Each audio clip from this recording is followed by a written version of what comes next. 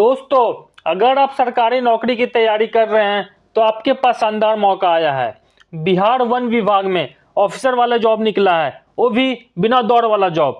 Generally जो बिहार दरोगा में जो एसआई की वैकेंसी आती है उसमें आपको 1.6 किलोमीटर 6.5 मिनट में कंप्लीट करनी होती है। बट यहाँ इस पोस्ट के लिए ऐसा कुछ नहीं है और आपको मिलने वाला है लेवल 6 वाली सैलरी। मतलब आपकी सैलरी 55 से 60 हज़ार होने वाली है। दोस्तों, इसकी बहाली बीपीएसएससी के द्वारा की जाएगी और इसका चयन पूरी तरह से ऑब्जेक्टिव एग्जाम के आधार पर होगा।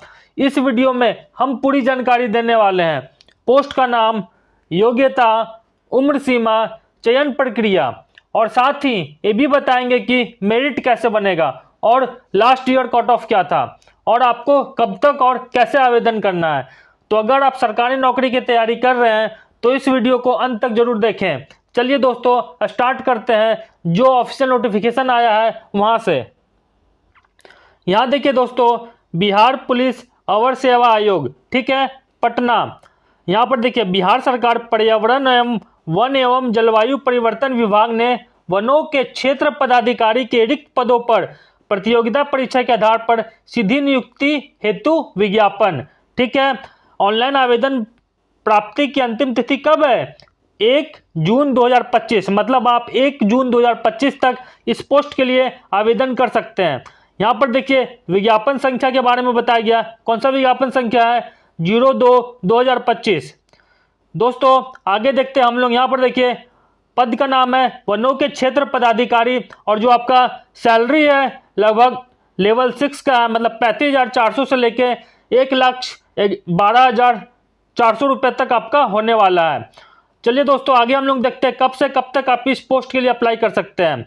इस पदों पर नियुक्ति हेतु प्रतियोगिता परीक्षा आयोजित की जाएगी। इसके लिए विज्ञापन संख्या 02/2025 यहाँ जारी किया जा रहा है। ऑनलाइन आवेदन भरने की प्रक्रिया दिनांक 1 मई 2025 से प्रारंभ होगी। मतलब आप 1 मई 2025 से आप लोग ऑनलाइन विंडो खुल जाएगा, ठीक है। यहां पर देखिए आगे क्या लिखा, उक्त पदों पर चयन के लिए बिहार पुलिस अवर आयोग द्वारा अभ्यर्थियों से ऑनलाइन आवेदन प्राप्त किया जाएगा। एक अभ्यर्थियों द्वारा मात्र एक ही ऑनलाइन आवेदन भरा जा सकता है। आगे हम लोग देखते हैं उम्र सीमा के बारे में क्या लिखा गया है। यहां पर देखिए दोस्तों, अभ्यर्थियों के लिए शैक्षणिक योग्यता के बारे में क्या बताया जा रहा है।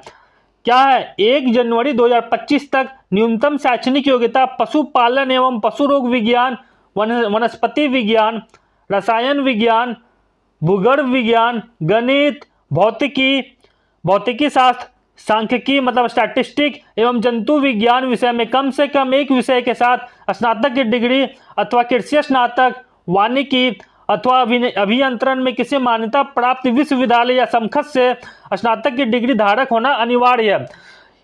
एजुकेशन क्वालिफिकेशन से रिलेटेड मैं अलग से एक वीडियो लाऊंगा। मतलब कौन कौन लोग इस पोस्ट के लिए अप्लाई कर सकते हैं। बाकी अभी आप लोग एक बार देख लीजिए एजुकेशन क्वालिफिकेशन के बारे में। आगे हम लोग देखते हैं उम्र सीमा की गणना। उम्र सीमा की गणना कब से की जाएगी? 1 जनवरी 2025 के हिसाब से की जाएगी, ओके। अभ्यर्थियों की उम्र सीमा 1 जनवरी 2025 को मैट्रिक अथवा समकक्ष प्रमाण पत्र के अनुसार होगी। क्या होगा? यहाँ पर देखिए, सामान्य कोटि के पुरुषों के लिए न्यूनतम उम्र 21 वर्ष होना चाहिए और अधिकतम उम्र 37 वर्ष होना चाहिए। महिलाओं के लिए न्यूनतम उम्र 21 वर्ष, अधिकतम उम्र 40 वर्ष। पिछड़ा वर्ग, अत्यंत पिछड़ा वर्ग कोटि के पुरुष, महिलाओं एवं थर्ड जेंडर अभ्यर्थियों के लिए न्यूनतम 21 वर्ष, अधिकतम 40 वर्ष होना चाहिए। आगे अनुसूचित जाति, अनुसूचित जनजाति के पुरुषों एवं महिलाओं के लिए न्यूनतम उम्र 21 वर्ष, अधिकतम 42 वर्ष होना चाहिए। ये हो गया हमारा उम्र सीमा। अब आते हैं शारीरिक मापदंड में क्या लिखा हुआ है। यहाँ पर देखिए, ऊंचाई, जितने भी समान वर्ग है उनका 163 सेंटीमीटर हाइट होना चाहिए, ठीक है। अनुसूचित जनजाति के पुरुषों के लिए 152.5 सेंटीमीटर होना चाहिए और जितने भी महिलाओं के लिए है उनके लिए 150 सेंटीमीटर होना चाहिए। आगे हम लोग देखते हैं, सीना केवल जो पुरुषों के लिए होगा वो केवल किया जाएगा बिना फुलाए 79 सेंटीमीटर न्यूनतम और फुलाने के बाद 84 सेंटीमीटर। मतलब फुलाने के बाद सीना में कम से कम 5 सेंटीमीटर का अंतर होना अनिवार्य होगा। महिलाओं के लिए सीना की मापी नहीं होगी। आगे हम लोग देखते हैं नियुक्ति की प्रक्रिया। यहाँ पर देखिए नियुक्ति की प्रक्रिया कैसी होगी। क्या होगा यहाँ पर? लिखित परीक्षा, साक्षात्कार एवं शारीरिक सामर्थ्य परीक्षण के आधार पर चयन किया जाएगा। हम लोग अभी पूरा अच्छे से डिटेल सिलेबस करेंगे। यहाँ पर एक बार सिलेबस देख लेते हैं, उसके बाद मैं आपको इंपॉर्टेंट टॉपिक बताने वाला हूँ, उसके बाद लास्ट में कट ऑफ देखेंगे। यहाँ पर देखिए, प्रथम प्रश्न पत्र क्या होगा? प्रथम प्रश्न पत्र 50 बहुविकल्पीय प्रश्नों का 100 अंकों का समान हिंदी का होगा, जिसमें न्यूनतम कितना अंक लाना होगा? 30 अंक प्राप्त करना अनिवार्य होगा, अन्यथा उन्हें अयोग्य घोषित कर दिया जाएगा।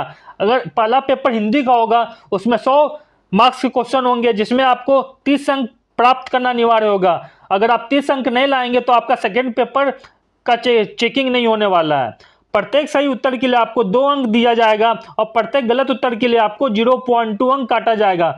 समान हिंदी पत्र के लिए परीक्षा की अवधि 1 घंटे की होगी और समान हिंदी पत्र का प्राप्तांक मेगा की अवधारणा, मतलब ये इसका जो मार्क्स होगा मेरिट में नहीं जुटा जाएगा। दूसरा, द्वितीय प्रश्न पत्र, ये आपका मेरिट में काम आएगा। द्वितीय प्रश्न पत्र में क्या है? द्वितीय प्रश्न पत्र समान अध्ययन का होगा, जो समान ज्ञान एवं समसामयिक मुद्दों, सामान्य विज्ञान, नागरिक शास्त्र, भारतीय इतिहास, भारतीय भूगोल, गणित एवं मानसिक योग्यता से संबंधित कुल कितने होंगे? 100 प्रश्न पूछे जाएंगे, जिसका पूर्णांक 300 अंकों का होगा और परीक्षा की अवधि 2 घंटे की होगी। मतलब आपको 100 क्वेश्चन मिलेंगे और एक क्वेश्चन आपका 3 मार्क्स का होगा और 2 घंटे का पेपर होने वाला है। ठीक है। प्रत्येक गलत उत्तर के लिए, मतलब यहाँ निगेटिव मार्किंग होने वाला है, 0.3 अंक काटा जाएगा। लिखित परीक्षा में प्राप्त अंकों के आधार पर 6 गुना अभ्यर्थियों का चयन आगे आपका फिजिकल के लिए किया जाएगा। ठीक है।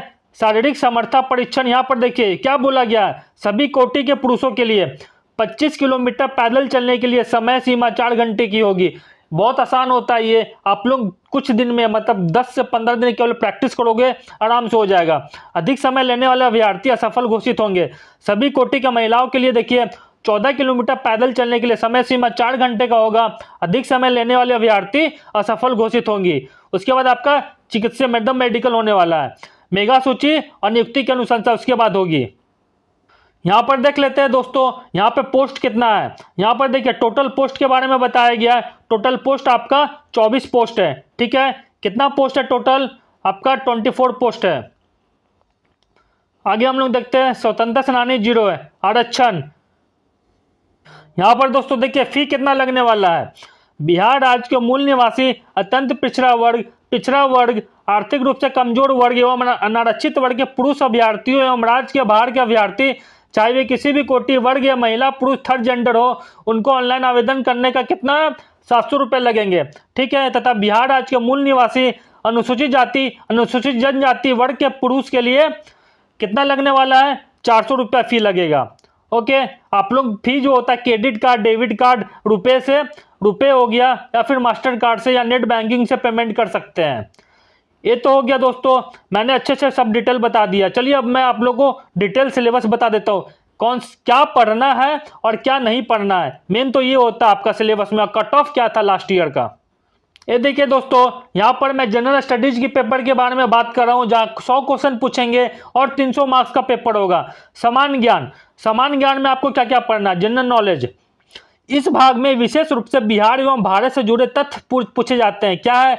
भारत और बिहार के प्रमुख ऐतिहासिक स्थल हो गया, राष्ट्रीय प्रतीक, राष्ट्रीय चिन्ह, राष्ट्रीय उद्यान, प्रमुख पुस्तक और लेखक हो गया।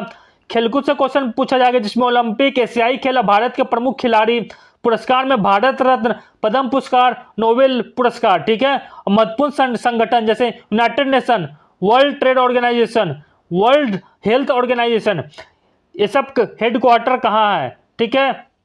उसके बाद आता है करंट अफेयर में देखिए यह बहुत स्कोरिंग होता है, मतलब सिलेक्टेड टॉपिक आपको पढ़ के जाना है। भारत और बिहार के समसामयिक घटनाक्रम, मतलब 1 साल का आप लोग करंट अफेयर पढ़ लीजिएगा। अंतर्राष्ट्रीय समाचार जैसे युद्ध हो गया, सम्मेलन हो गया, समझौता हो गया, जितने भी योजनाएं होते हैं, पीएम योजना हो गया, जितने भी बिहार की जो योजना है, जो चल रहा है, नई तकनीकें और जो आविष्कार हुआ है। अब हम साइंस की बात करते हैं। जनरल साइंस में आपको फिजिक्स में कौन कौन से टॉपिक पे ज्यादा फोकस करना है? Motion, force and law of motion. ठीक है। वर्क, पावर एंड एनर्जी, ये 2 टॉपिक हो गया। साउंड एंड लाइट, जिसमें रिफ्लेक्शन हो गया, रिफ्लेक्शन ऑफ साउंड, वैसे ही reflection of light, diffraction of sound and light, lenses and mirror, gravitation, pressure, ये सब पे ज़्यादा फोकस करना है। इलेक्ट्रिसिटी एंड मैग्नेटिज्म हो गया, सोर्स ऑफ एनर्जी मतलब renewable energy and renewable energy. उसके बाद आता है केमिस्ट्री में कौन कौन सा टॉपिक पे ज़्यादा फोकस करना है, मैटर एंड इट्स स्टेट, जैसे सॉलिड हो गया, लिक्विड हो गया, गैस हो गया, ठीक है, एलिमेंट्स हो गया, कंपाउंड्स हो गया एंड मिक्सर हो गया, acid base and salts, chemical reaction और उसका equation, metals and non metals and carbon and उसका कंपाउंड हो गया। उसके बाद आता है बायोलॉजी। बायोलॉजी में आपको कौन कौन से टॉपिक पे पहले फोकस करना है, human body and organ system हो गया। उसके बाद डिजीज आता है and their prevention, nutrition in plants and animals हो गया, सेल स्ट्रक्चर एंड फंक्शन हो गया, reproduction in plants and humans. उसके बाद आता है इन्वायरमेंट एंड इकोसिस्टम, फिर micro organism and their uses. अब हम आते हैं भारतीय इतिहास, इंडियन हिस्ट्री में प्राचीन इतिहास में 4 टॉपिक है, सिंधु घाटी की सभ्यता, वैदिक काल, बौद्ध धर्म, जैन धर्म। यहां से तो आपको 2 से 3 क्वेश्चन देखने को जरूर मिलेगा। मौर्य और गुप्त साम्राज्य हो गया। उसके बाद आते हैं मध्यकालीन भारत। यहां पर देखिए कौन कौन सा टॉपिक है, दिल्ली सल्तनत, मुगल साम्राज्य, भक्ति और सूफी आंदोलन, मराठा राजपूत काल। ये आप नहीं भी पढ़ोगे तो भी चलेगा, लेकिन ये जो 3 है, दिल्ली सल्तनत, मुगल साम्राज्य, भक्ति और सूफी आंदोलन, ये आपको पढ़ के जानना है। आधुनिक भारत में देखिए 1857 की क्रांति, भारतीय राष्ट्रीय आंदोलन 1885 से लेके 1947 तक आपको पढ़ के जाना है। गांधी जी के जितने भी आंदोलन है, क्विट इंडिया मूवमेंट, ठीक है, चंपारण सत्याग्रह से स्टार्ट किए थे। बिहार में चंपारण आए थे तो कौन उनके साथ था, मदद किया था। देखिए यहाँ पर क्रांतिकारी आंदोलन हो गए, कांग्रेस के जितने अधिवेशन हो गए, विभाजन और स्वतंत्रता, ठीक है। अगर हम भूगोल की बात करें, भूगोल में देखिए भारत की स्थिति, भौगोलिक विशेषताएं, पर्वत, पठार, मैदान, रेगिस्तान, द्वीप हो गया, नदियां, जलवायु हो गया, मृदा और कृषि हो गया, खनिज संसाधन, जल संसाधन और सिंचाई, बिहार के प्रमुख भौगोलिक विशेषताएं। यहां से आपको क्वेश्चन ज्यादा देखने को मिलेंगे। अब हम पॉलिटी की बात करते हैं। इंडियन पॉलिटी में आपको कौन कौन सा टॉपिक हो गया, संविधान निर्माण, उसकी विशेषताएं, मौलिक अधिकार और कर्तव्य, केंद्र और राज्य सरकारों की संरचना, राष्ट्रपति, प्रधानमंत्री, लोकसभा, राज्यसभा, राज्यपाल, मुख्यमंत्री, विधानसभा। ये सब कौन सा आर्टिकल हो गया, इनका एज क्या होता है, ठीक है, और इनका जो पीरियड होता है वो सब आपको ध्यान में रखना है। पंचायती राज व्यवस्था हो गया, न्यायपालिका मतलब सुप्रीम कोर्ट और हाई कोर्ट के बारे में, संविधान संशोधन और अनुच्छेद के बारे में आपको अच्छे से पढ़ के जाना है। और इंडियन इकोनॉमी में देखिए, इंडियन इकोनॉमी में क्या है, भारत की आर्थिक संरचना, इसका आप लोग एक बार अच्छे से नोट्स बना लीजिए, कौन कौन से टॉपिक पे ज्यादा फोकस करना है, या फिर आप लोग स्क्रीनशॉट लेकर रख लीजिए। सकल घरेलू उत्पाद मतलब जीडीपी हो गया, योजना आयोग, नीति आयोग, फिर सरकारी बजट, टैक्स प्रणाली, बैंकिंग प्रणाली मतलब आरबीआई, बैंक के प्रकार, जनधन योजना, मुद्रा योजना और जीएसटी हो गया, कृषि उद्योग और रोजगार हो गया। यहां से क्वेश्चन मिलेंगे। चलिए फोकस करने वाले जरूरी टिप्स मैं आपको लास्ट में दे देता हूं। विज्ञान में क्या पढ़ना है, ह्यूमन बॉडी, इलेक्ट्रिसिटी से ज्यादा क्वेश्चन आएगा, साउंड से ज्यादा क्वेश्चन आएंगे, लाइट से हो गया, न्यूट्रिशन हो गया और डिजीज हो गया। पहले इस टॉपिक पे आपको फोकस करना है। इतिहास में आपको मॉडर्न हिस्ट्री 1857 के बाद का जितना भी होता है गांधी जी से रिलेटेड, और बिहार में जब गांधी जी आए थे उनसे आपको क्वेश्चन जरूर से जरूर मिलेगा। और आप लोग बौद्ध धर्म और जैन धर्म पढ़ के ही जाइएगा। फिर आते हैं भूगोल में, यहाँ पर देखिए इंडियन रिवर, एग्रीकल्चर, क्लाइमेट और बिहार ज्योग्राफी से क्वेश्चन देखने को मिलता है। करंट अफेयर में बिहार और नेशनल न्यूज होता है 6 से 12 महीने का। मैं आपको कुछ टॉपिक दे दूंगा करंट अफेयर से, वो आप लोग करके जाइएगा। अर्थव्यवस्था में बजट, बैंकिंग और योजनाएं से क्वेश्चन आपको देखने को मिलेगा, डेफिनेट है ये। राजनीति में fundamental rights, president, parliament and Panchayati Raj से क्वेश्चन आपको देखने को मिलेगा। मतलब इस टॉपिक पे आपको सबसे पहले कमांड करना है, उसके बाद दूसरे टॉपिक पे करना है, ठीक है। चलिए मैं अब आपको कट ऑफ बता देता हूं। 2019 का कट ऑफ कितना गया था, 400 अंक का जो पेपर हुआ था। यहां पर देखिए सामान्य जनरल का 289, एससी का 266 हो गया, अनुसूचित जाति का 277 और ईबीसी और बीसी का 284 गया था कट ऑफ, ठीक है। उसी प्रकार से मैं अगर बात करूं 2023 में देखिए 234 हो गया, 234 गया था और उसके बाद बीसी का 231 गया था, ठीक है दोस्तों। तो दोस्तों जितने जल्दी हो सके अगर इसका विंडो खुल जाता है, ओपन हो जाता है, तो आप लोग जल्दी से जल्दी अप्लाई कर दीजिए। अगर वीडियो अच्छा लगा हो तो लाइक जरूर करें और कमेंट करके बताएं कि आपको और किन टॉपिक्स पर वीडियो चाहिए। चलिए दोस्तों, ऑल द बेस्ट, मिलते हैं अगले वीडियो में। थैंक यू, धन्यवाद, जय हिंद। पढ़ते रहिए आप लोग।